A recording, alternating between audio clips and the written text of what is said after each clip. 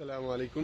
میں اس وقت رومسو میں موجود ہوں اور یہ رات کے 12:30 بجے کا ٹائم ہے اور روشنی سے آپ کو ایسا محسوس ہو رہا ہوگا جیسے یہ دن کے 12:30 بج رہے ہیں. یہاں پہ مڈ نائٹ سن ہے، یعنی سورج 24 گھنٹے طلوع رہتا ہے، غروب نہیں ہوتا.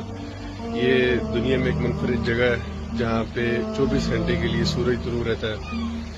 ہم یہاں پہ اسلامک کونسل آف ناروے کی جو امام کمیٹی ہے اس کے ساتھ جو نمازوں کے اوقات ہیں northern part of the Norway کے اندر، اس کو ڈسکس کرنے کے لیے اکٹھے ہوئے ہیں. مقامی ائمہ کے ساتھ کل ہماری میٹنگ ہے جس میں اس ایشو کو تفصیلی طور پر ہم ان کے ساتھ ڈسکس کریں گے، کیونکہ یہاں پہ تینوں طرح کے فینومین موجود ہیں. یہاں پہ ایسے دن آتے ہیں کہ جب سورج غروب نہیں ہوتا، جس طرح آج کل کے دن ہیں گرمیوں کے، سمر کے. پھر سردیوں میں وہ دن آتے ہیں کہ جب سورج بالکل طلوع نہیں ہوتا، غروب رہتا، 24 گھنٹے رات رہتی ہے.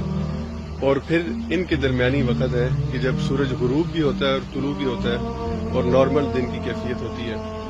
تو یہ تینوں ڈفرینٹ کیٹیگریز جو ہیں وہ موجود ہیں. تو نمازوں کے اوقات کے ایڈجسٹمنٹ یہاں پہ بہت مشکل ہے اور اس پر مختلف علماء کی مختلف آراء موجود ہیں.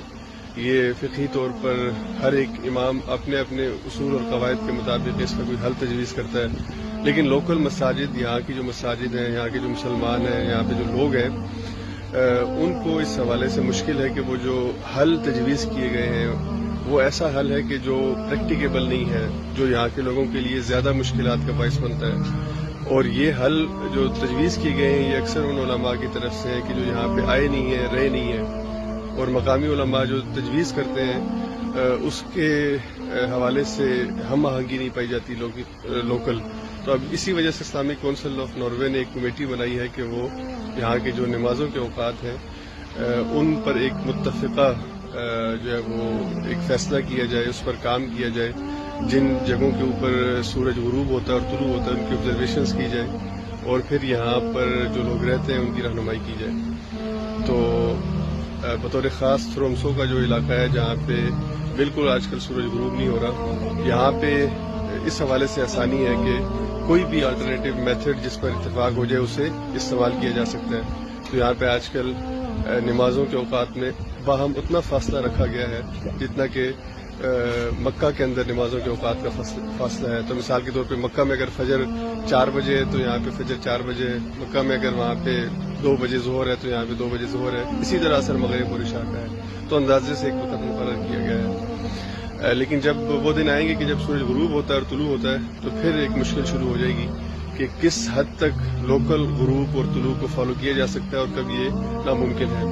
رمضان بھی گرمیوں میں آتا ہے تو رمضان کا ایک ایشو ہے. اور پھر سردیوں میں اس سے زیادہ مشکل، گرمیوں سے زیادہ مشکل سردیوں میں محسوس ہوتی ہے کہ جب یہاں پہ یہ 1 گھنٹے کا ایک دن جو ہے وہ ہوتا ہے، یعنی صرف 1 گھنٹہ سورج طلوع ہوتا ہے، باقی غروب رہتا ہے. تو کیا لوگ یہاں پہ 1 گھنٹے کے لیے روزہ رکھیں گے؟ سیم اسی طرح مغرب جو ہے وہ گرمیوں کے اندر 1 گھنٹے کے لیے صرف غروب رہتا ہے، 23 گھنٹے طلوع رہتا ہے بعض دنوں کے اندر. تو کیا لوگ 23 گھنٹے کا روزہ رکھیں گے؟ اور پھر اسی طرح سے کیا مغرب، عشاء اور فجر کی نماز رات کو 12 اور 1 کے درمیان ادا کی جائے گی؟ رات کو سونے کا جو وقت ہے اس کو کس طرح ایڈجسٹ کیا جائے گا؟ بچے اسکول جانے سے پہلے کس وقت نماز پڑھیں گے؟ یہ سارے وہ سوالات ہیں کہ جو یہاں کے لوگ کرتے ہیں اور انہی کے حل کے لیے ہم باقاعدہ کام کر رہے ہیں. مختلف جیسے کہ میں نے کہا آراء موجود ہیں. ہم کوشش کر رہے ہیں کہ کیسا حل تجویز کیا جائے کہ جہاں کے لوکل لوگوں کے لیے آسانی ہو.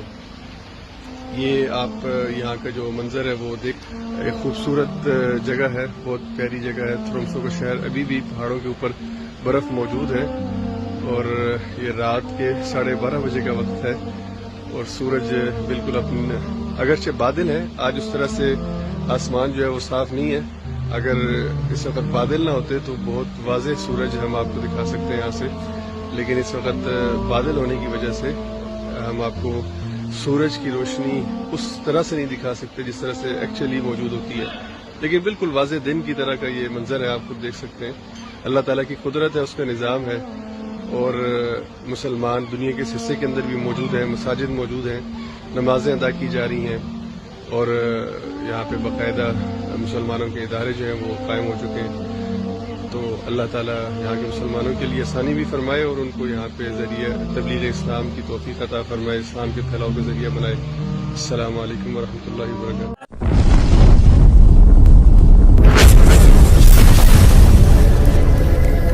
subscribe my YouTube channel.